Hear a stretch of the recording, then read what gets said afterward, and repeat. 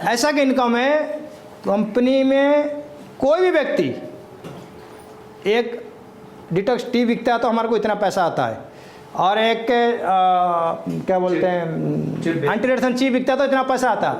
लेकिन किसी को अगर प्लॉट चाहिए ना, प्लॉट समझ रहे ना, इन्वेस्टमेंट के लिए लाखों रुपए का इन्वेस्टमेंट होता है। 10 लाख का प्रोडक्ट है, एक प्रोडक्ट का दाम कितना है 10 लाख। अगर 2-4 बिक गया ना, 2-4-5 अगर बिक गया, टीम में 10 लोग हैं, सबने एक ले गया ना, करोड़ों का बिजनेस हो गया। करोड़ों का बिजनेस होने से कई लाख का चेक आता है आपको।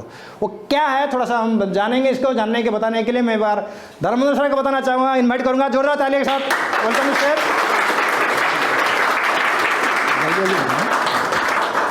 इसको समझने की प्रयास करना ना।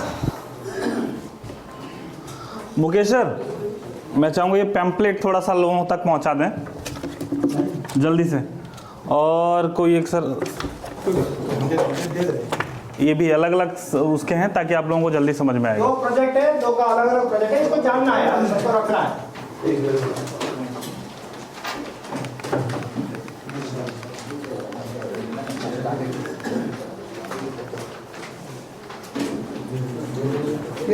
इसमें बता देंगे ताकि समझ में आ जाए।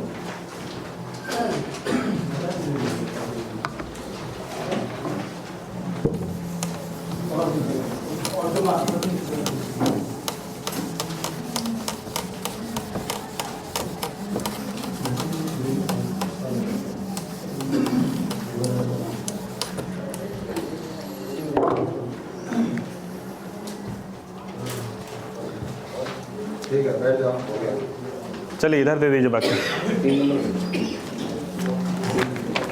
2 है ये। आप सभी को नमस्कार। आवाज आ रही है सभी तक? अच्छा, एक पैम्पलेट होगा आप लोगों के पास, 2 अलग अलग सिटी होगा, यूनिटेक ग्रीन सिटी 2 लिखा होगा, एक पे 3 लिखा होगा, ऐसा ही है। 2 अलग अलग पैम्पलेट है। इस पैम्पलेट को पीछे ये वाला साइज हम करेंगे तो इसमें सारी चीज पता चलेगी। तो मैं थोड़ा सा सबसे पहले देखिए, जब 2 लोगों का रिश्ता तय होता है उससे पहले जांच पड़ताल होती है कि नहीं होती है? अरे नाक सीधी है, चौड़ी है, सीख चल पाता है कि नहीं चल पाता, कहीं कमर तो नहीं लचकी, पैर में पोलिया तो नहीं मारा है, सब चेक करते हैं कि नहीं करते हैं? एक दिन नहीं चेक करते हैं, लंबा चलता है। गांव वाले से पूछेंगे, उस गांव में रिश्तेदारी निकालेंगे कौन है, अपने खास बंदा कौन है, फिर उससे पूछेंगे भाई इसका रहन सहन क्या है। वहां सामने तो टिकटॉक बन के आया था, क्या पीछे शराब तो नहीं पीता है?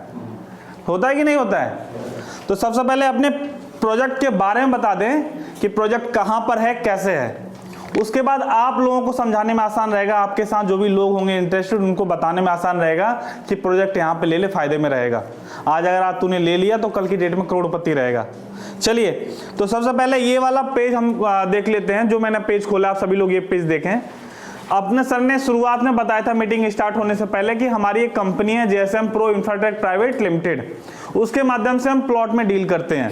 अब जी इसका नाम लिखा हुआ होगा, आपको दिखाई पड़ेंगे। इसका ऑफिस का जो अपने 2 ऑफिस हैं उसके एड्रेस नीचे है। और जो हम प्लॉटिंग करते हैं उस जगह के नाम पे हम यूनिटेक ग्रीन सिटी 2 और यूनिटेक ग्रीन सिटी 3 के नाम से हम लोग प्लॉटिंग कर रहे हैं।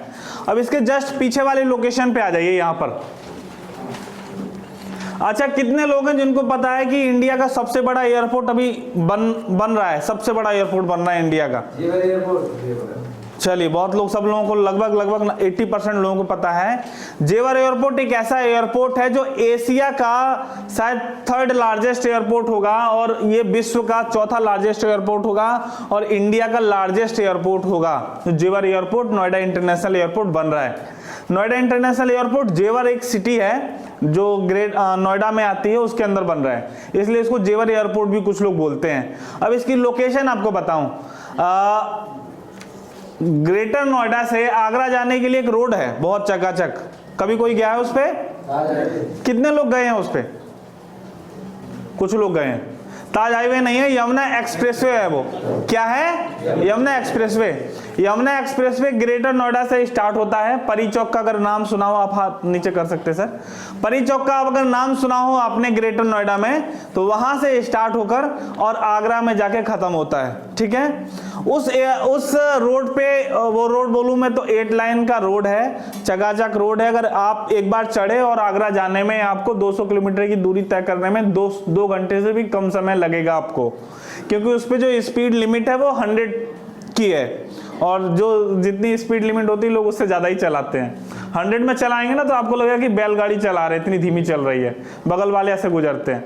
मतलब आप 2 घंटे में आगरा से नोएडा आ सकते हैं, नोएडा से आगरा जा सकते हैं। उसका मैप होगा। अब शुरुआत में देखेंगे इसका 0 पॉइंट होता है जहां से वो रोड स्टार्ट होता है। 0 पॉइंट से इधर देखेंगे लेफ्ट साइड में यहाँ पे परी चौक लिखा हुआ है, यानी वहां से 2 मिनट की दूरी पे परी चौक है। और इधर देखेंगे दिल्ली वाला रोड लिखा हुआ है, यानी जो नोएडा का जो एक्सप्रेसवे है वो वाला रोड है। इससे थोड़ा आगे चढ़ेंगे इस पे तो हमारे जो है लेफ्ट साइड में क्या पड़ेगा, सबसे पहले लिखा है गौतम बुद्ध यूनिवर्सिटी। उसके आगे जाएंगे तो क्या पड़ेगा, नाइट सफारी। नाइट सफारी एक ऐसा प्रोजेक्ट है यूपी गवर्नमेंट का, एक जंगल एरिया है, उस जंगल एरिया को कवर करके उसमें हाथी घोड़े जो भी जंगली जानवर होते हैं, शेर चीते सारे छोड़े जाएंगे और रात में उनका भ्रमण करवाया जाएगा लोगों को। मतलब ये टूरिज्म का प्लेस होगा, टूरिस्ट के लिए प्लेस है। उसके आगे जाएंगे तो आप देखेंगे eastern peripheral expressway. Eastern peripheral expressway इसलिए मान्यता है इसकी एक्सप्रेसवे की क्योंकि ये एक्सप्रेसवे पूरे दिल्ली को कनेक्ट करता है बाहर से बाहर। अगर आपका कोई कॉमर्शियल काम है, कल की डेट में फ्यूचर में भी कोई आप काम खोलेंगे या रखेंगे तो आपको दिल्ली में घुसने की जरूरत नहीं पड़ेगी। आप बाहर दिल्ली से हरियाणा जा सकते हैं, नोएडा से हरियाणा जा सकते हैं, नोएडा से पानीपत जा सकते हैं, नोएडा से सोनीपत जा सकते हैं। ये इस एक्सप्रेसवे का बहुत मान्यता है। उससे थोड़ा सा आगे जाएंगे तो नोएडा इंटरनेशनल यूनिवर्सिटी है, आप देखें अपने उसमें। उससे थोड़ा सा आएंगे तो गलगोटिया यूनिवर्सिटी है। अगर राइट साइड में देखेंगे तो फॉर्मूला 1 ट्रैक है। फॉर्मूला 1 रेस के बारे में आप लोगों ने सुना है? एक गाड़ियों की जो रेस होती है, छोटी छोटी गाड़ी होती है, एक सिंगल व्यक्ति बैठता है, बहुत तेजी से चलाता है, वो फॉर्मूला 1 ट्रैक होता है। आज से लगभग 10-15 साल पहले इंडिया में पहली बार रेस हुआ था फॉर्मूला 1 का, नोएडा में। वो जगह है वहां पे, और उस जगह के आसपास आपका नोएडा स्टेडियम बना हुआ है जेपी वालों का, और जितने भी खेल के स्टेडियम है सारे स्टेडियम वहां पे मौजूद है। नेक्स्ट थोड़ा सा आगे जाएंगे तो गौर यमुना सिटी। गौर सिटी का नाम सुना है आप लोगों ने? गौर एक बिल्डर है जो अपनी बड़ी बड़ी बिल्डिंग्स बना के बेचता है, वो पड़ेगा आगे। उसके आगे थोड़ा सा जाएंगे तो एटीएस विलाज। एटीएस भी एक बिल्डर्स है जो अपनी 3 BHK 2 BHK पेंटा हाउस और विलाज बेचता है। उससे थोड़ा सा आएंगे तो ग्रेटर नोएडा का इंडस्ट्रियल एरिया बन रहा है। मतलब यहां पर लगभग 30-40 सेक्टर बनेंगे नए। क्या नए? 1990 में नोएडा की शुरुआत की थी, राजीव गांधी ने नोएडा बसाया था। अब पिछले मान समझिए 15 साल से इसकी शुरुआत जो कर रहे हैं, ग्रेटर नोएडा एक नया रूप दे रहे हैं, वो मोदी जी और योगी जी कर रहे हैं।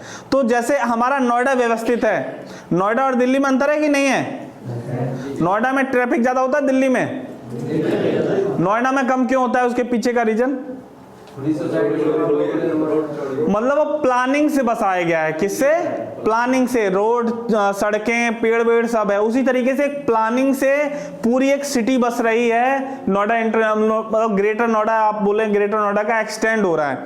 अब उसी गौर यमुना सिटी के पास ग्रेटर नोएडा का इंडस्ट्रियल एरिया है जहां बड़ी बड़ी फैक्ट्री, मतलब हर तरह की फैक्ट्री वहां मिलेंगी। अब जहां फैक्ट्री होता है तो वहां लोग होते हैं ना काम करने के लिए, यानी रोजगार का पूरा साधन है। उससे थोड़ा सा आगे जाएंगे। अच्छा, इंडिया में फिल्म सिटी कहां कहां है, किसी को पता है? मुंबई के अलावा नहीं, नोएडा तो बन रही है, जो चल रही है हैदराबाद में है। जो 2 फिल्म सिटी है इंडिया में, यहाँ फिल्मों की शूटिंग होती है। जो हम लोग अपने फैमिली के साथ मूवीज देखते हैं ना, तो इन 2 जगह शूटिंग होती है। इन दोनों से कम 10 गुना बड़ा फिल्म सिटी बनने जा रही है इसी यमुना एक्सप्रेसवे के किनारे किनारे। यमुना एक्सप्रेसवे की दोनों साइड होगी, जहां एक साथ 30 फिल्म की शूटिंग हो सकेगी, ऐसी फिल्म सिटी बनने जा रही है।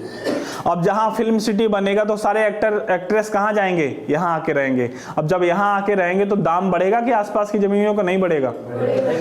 अगर आज कोई जमीन 1000 रुपए गज है तो कल को उसका रेट कम से कम 1 लाख रुपए गज होगा, आज से 10-15 साल के अंदर अंदर, जब पूरी तरीके से चलना स्टार्ट हो जाएगा। उससे थोड़ा सा आगे आएंगे तो नोएडा इंटरनेशनल एयरपोर्ट बन रहा है। क्या है? नोएडा इंटरनेशनल एयरपोर्ट बन रहा है, और नोएडा इंटरनेशनल एयरपोर्ट में 8 रनवे होंगे। कितने? इंदिरा गांधी में कितने रनवे है? 3 है और यहाँ पे 8 रनवे होंगी डेली का। यहाँ जब ये पूरी तरीके से चालू हो जाएगा तो 1 लाख फ्लाइट उतरेंगी और 1 लाख फ्लाइट डेली की जा सकती हैं, इतनी कैपेसिटी होगी इसकी। 40 लाख से 50 लाख 60 लाख लोग डेली ट्रेवल कर पाएंगे, इतनी कैपेसिटी होगी इसकी। तो ऐसा रनवे बन रहा है और ऐसा एयरपोर्ट बन रहा है, तो इसके आसपास की जमीनें क्या होंगी? महंगी होंगी, सोने से ऊपर चली जाएंगी, हीरे के भाव में बिकेंगी ऐसी जगह। लेकिन अगर आप आज लेना चाहें तो आज ले सकते हैं, लेकिन क्या 10 साल बाद ले पाएंगे उस जमीन को?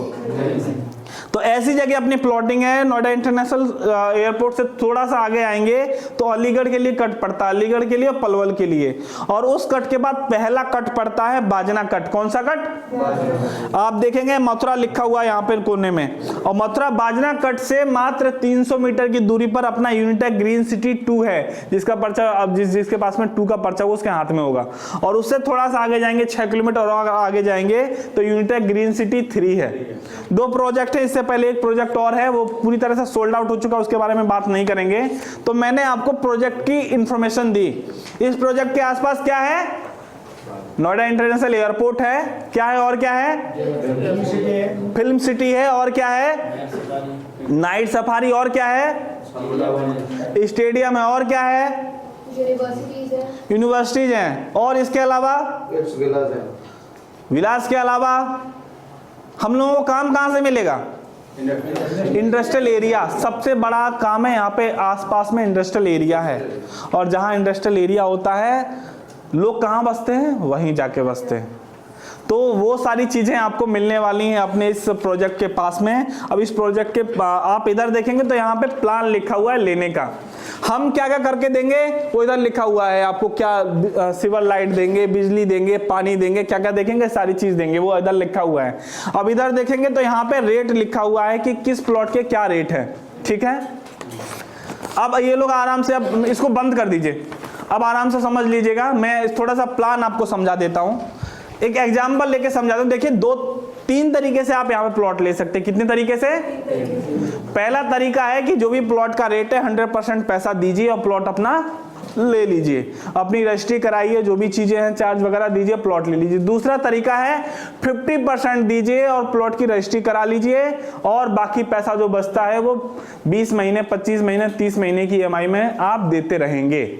और तीसरा तरीका है, अगर आपके पास 50% भी पैसा नहीं है तो जो प्लॉट का साइज है, अगर प्लॉट मान के चलिए 100 गज का है तो उसका बुकिंग अमाउंट होगा 1.5 लाख। अगर 50 गज का है तो उसका बुकिंग अमाउंट कितना होगा?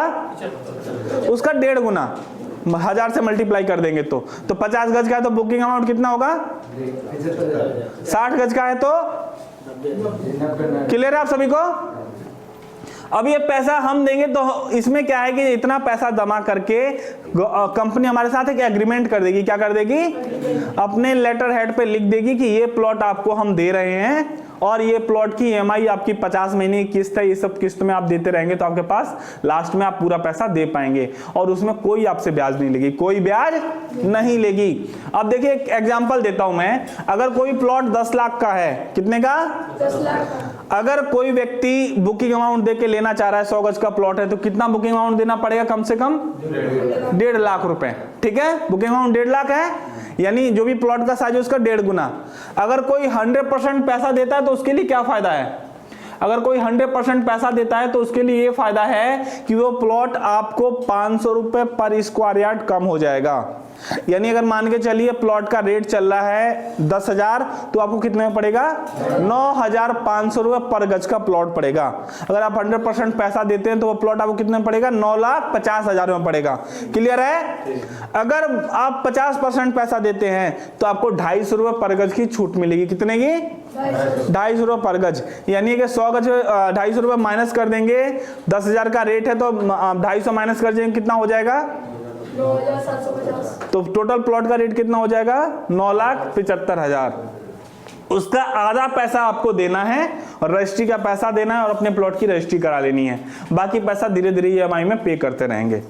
ये समझ लीजिए आज की डेट में जिस व्यक्ति ने भी साइट 2 पे साइट 3 पे प्लॉट ले लिया, तो आज अगर 100 गज का प्लॉट है तो आज से आने वाले 10 साल के बाद उस प्लॉट की कीमत, अगर आज उसकी कीमत 10 लाख है तो 10 साल बाद उसकी कीमत कम से कम 4-5 करोड़ से कम नहीं होगी, इतना बड़ा रिटर्न देके जाएगा।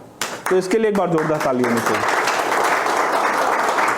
इसके पीछे का रीजन मैंने आपको बता दिया, आप थोड़ा दूरदर्शी डालेंगे तो आपको समझ में आ जाएगा। मुंबई में आज फ्लैट मिलते हैं क्या? खाली मिलते हैं। मुंबई में 1 इंच की जगह नहीं है किसी के लिए। बड़े बड़े एक्ट्रेस और बड़े बड़े जो हैं वो भी अपना फ्लैट लेके रहते हैं, खुद की जमीन खरीदने के लिए पैसा नहीं होता, इतनी महंगी जमीन, इतनी वो है। तो आज कल की डेट में हम अपने बच्चों को ना बोलें, इसके लिए आज हम भी अपना प्लॉट एक बुक करा लेना चाहिए। यहाँ पर फुल पेमेंट पैसा है तो फुल दे के लीजिए, 50% है तो 50% दे के लीजिए, नहीं है तो बुकिंग अमाउंट दे के अपना बाकी किस्त चलाते रहिए, ठीक है। बाकी पूरी डिटेल अगर आप गहरी से बैठेंगे तो जो भी आपके अपलाइन है उनसे आप समझ लीजिएगा। अच्छा, कैसे पैसा आएगा, हम लोगों को बिकवाएंगे, उसके बारे में जानना चाहते हैं? चलिए दोनों एग्जांपल समझा लेते हैं। सपोज कीजिए किसी ने 100% पैसा दिया, कितना? 100% दी। जब मान के चलिए कोई प्लॉट है 10 लाख का और उसने कितना रुपए दे दिया? 10 लाख दे दिया। कितना दे दिया? तो उस प्लॉट का 10 लाख का 15% बन जाएगा पीवी। पॉइंट्स बनते हैं कुछ, तो पॉइंट्स 10 लाख का 15% कितना हुआ? 1.5 लाख। तो ये पॉइंट आपके जुड़ जाएंगे सिस्टम में जहां होते हैं। जिसने भी प्लान देखा उसको पता है मैचिंग इनकम मिलती कैसे, सभी को पता है। मैचिंग इनकम 30% मिलती है, 20% है फिलहाल प्री लॉन्चिंग में, तो 30% दे रहे हैं। तो 30% 1.5 लाख का 30% यानी 45,000, तो उस दिन की अर्निंग हो जाएगी, ठीक है। सेकंड, डायरेक्ट इनकम कितने परसेंट है, कोई बताएगा? कितने लोगों को पता है 10% है? हाथ उठाएं थोड़ा सा। लेकिन इस केस में हम डायरेक्ट इनकम एक्स्ट्रा दे रहे हैं, आपको 50% मिलेगी डायरेक्ट इनकम जो बिकवाएगा प्लॉट जिसका। अगर आपने प्लॉट 10 लाख का बिकवाया, इस पे पीवी है 1.5 लाख, तो पीवी का 50% यानी आपकी इनकम कितनी हो जाएगी? 75,000। ये डायरेक्ट इनकम होगी। डायरेक्ट इनकम में कोई कैपिंग है क्या? नहीं। तो ये 75,000 आपके पास सेम डे आ जाएंगे, क्योंकि ज्वाइनिंग का पैसा कब आता है? सेम डे आता है ना, रात में। तो रात में 12 बजे आपको उसमें, जैसे उसने प्लॉट का पैसा दिया 100%, आपके पास रात में 12 बजे 75 लाख आ जाएगा। 10 लाख का प्लॉट है तो, अगर 20 लाख का प्लॉट हुआ तो 1.5 लाख रुपए आएगा आपके पास। समझ रहे हैं इस चीज को? तो 75,000 तुरंत आएगा। बाकी जो पैसा, जो बाकी आपकी पूरा जो प्लान है वैसे एज इट इज रहेगा, इस प्लान में कोई चेंज नहीं रहेगा। अब इसमें एक और एक्स्ट्रा हम दे रहे हैं कि जो व्यक्ति फ्रेंचाइजी होल्डर है, कौन सा? जो व्यक्ति स्टार्टअप वाली फ्रेंचाइजी है। स्टार्टअप फ्रेंचाइजी वो होती है जो 5 लाख से ऊपर इन्वेस्टमेंट करती हैं, उनके लिए भी 10% निकालेंगे पीबी का, यानी उनके लिए कितना निकलेगा? 15,000। और जितनी भी ऐसी फ्रेंचाइजी उन सभी के बीच ये पैसा बराबर बढ़ जाएगा। अगर सिंगल फ्रेंचाइजी है तो अकेली 15,000 उस सिंगल फ्रेंचाइजी को मिल जाएगा। अच्छा, आज तक अभी आप लोगों ने बहुत सारी कंपनी की होंगी, कोई भी नेटवर्क मार्केटिंग कंपनी में जो फ्रेंचाइजी खरीदते हैं, अपना खुद का सामान बेचते हैं तो इनकम आती है। फ्रेंचाइजी होल्डर अगर सामान ना बिके उसके दुकान से, तो क्या उसके पास इनकम आएगी? लेकिन ये पहली कंपनी बनेगी कि जो अपना प्लॉट बेचेगी तब भी उसके पास इनकम आएगी। तो जो व्यक्ति प्लान कर रहे हैं फ्रेंचाइजी लेने का, तो ले लें 5 लाख वाली फ्रेंचाइजी, क्योंकि ये शुरुआती 20 फ्रेंचाइजी के लिए ही ऑफर है। ये कौन सी फ्रेंचाइजी के लिए? शुरुआती 20 फ्रेंचाइजी जो स्टार्टअप फ्रेंचाइजी, उन्हीं के लिए ऑफर मिलेगा। ये उनको जीवन भर पैसा मिलेगा प्लॉट के बिकने से, चाहे वो खुद का उनका सेल ना हो, लेकिन कंपनी के सेल से उनके पास मिलेगा। क्लियर है आप सभी को? तो ये सिंपल है। और मैं दूसरा प्लान बताता हूं। अगर किस्त में प्लॉट बिकता है तो क्या है, जो ये पैसा वन टाइम में आएगा, बुकिंग अमाउंट में आएगा, उसको हम मान लेंगे ज्वाइनिंग उस व्यक्ति की, जो व्यक्ति प्लॉट लेगा। और ज्वाइनिंग का 15% क्या 15% क्या बन जाता है? पीवी बन जाता है। अगर मान के चलिए बुकिंग अमाउंट 1.5 लाख है तो 15% पीवी कितना हो गया? 22,500। इसका 50% डायरेक्ट मिलेगा, यानी 11,250 आपको डायरेक्ट मिल जाएगा। बाकी पैसा 10% 2,250 ये निकल जाएगा स्टार्टअप फ्रेंचाइजी के लिए। अब उसकी किस्त बन जाएगी, मान के चलिए उसने 50 मंथ की किस्त बनवाई, कितने महीने की? प्लॉट का रेट 10 लाख था, 1.5 लाख रुपए निकल गया, कितना बचा? 8,50,000। 50 से डिवाइड कर देंगे तो 17,000 रुपए की किस्त बनेगी हर महीने की, ठीक है। तो जो भी किस्त बनेगी, जो भी पैसा आएगा उसका हर महीने, जो उसकी ईएमआई है, वो उसकी हम रीपर्चेज मानेंगे। क्या मानेंगे? रीपर्चेज में डायरेक्ट इनकम कितने परसेंट है, कोई बताएगा? डायरेक्ट इनकम क्या है रीपर्चेज में? नहीं है। रीपरचेज में डायरेक्ट इनकम नहीं है, लेकिन स्पेशली इस केस में रीपरचेज में जो डायरेक्ट वाले हैं उसको हम डायरेक्ट इनकम पीबी का 15% दे रहे हैं, अलग से दे रहे हैं। तो इसके लिए एक बार जोरदार ताली होनी चाहिए। और पीबी का 10% जो भी होगा वो स्टार्टअप फ्रेंचाइजी के लिए भी जाएगा, ठीक है। 2-3 चीजें और समझ लेते हैं कि लॉयल्टी बोनस इसमें काउंट नहीं होगा। अब मान के चलिए किसी ने ईएमआई जमा की लगातार 3 महीने तक, चौथा महीने बोलता है कि मेरी तो ईएमआई फ्री हो गई, तो ये नहीं होगा। लॉयल्टी बोनस इस प्रोडक्ट के लिए काउंट नहीं होगा। स्टार्टअप और एवं फ्रेंचाइजी 20 फ्रेंचाइजी काउंट होंगी। डायरेक्ट इनकम और स्पेशल डायरेक्ट इनकम केवल इसी प्रोडक्ट के लिए है। और बुकिंग अमाउंट को हम एज ए ज्वाइनिंग पीबी मान लेते हैं और इंस्टॉलमेंट अमाउंट को हम रीपरचेज पीबी मानेंगे। क्लियर है प्लान? पूरा प्लान क्लियर है? प्लॉट कैसे आएगा, कितने में आएगा, सारी जानकारी इसमें लिखी है, आप लोग पढ़ लीजिएगा। और ये सारी जानकारी आप खुद प्लॉट लेना चाहें तो देख लीजिए, और दूसरों को दिलाना चाहें तब भी आप इसको देख के बता सकते हैं। ये आपको जो पैम्पलेट है अपने सीनियर से आप कलेक्ट कर सकते हैं। इसकी सॉफ्ट कॉपी जो है ग्रुप में आपको भेज दी जाएगी। क्लियर है? तो थैंक यू, मेरा यहीं तक पार्ट था। बहुत बहुत धन्यवाद।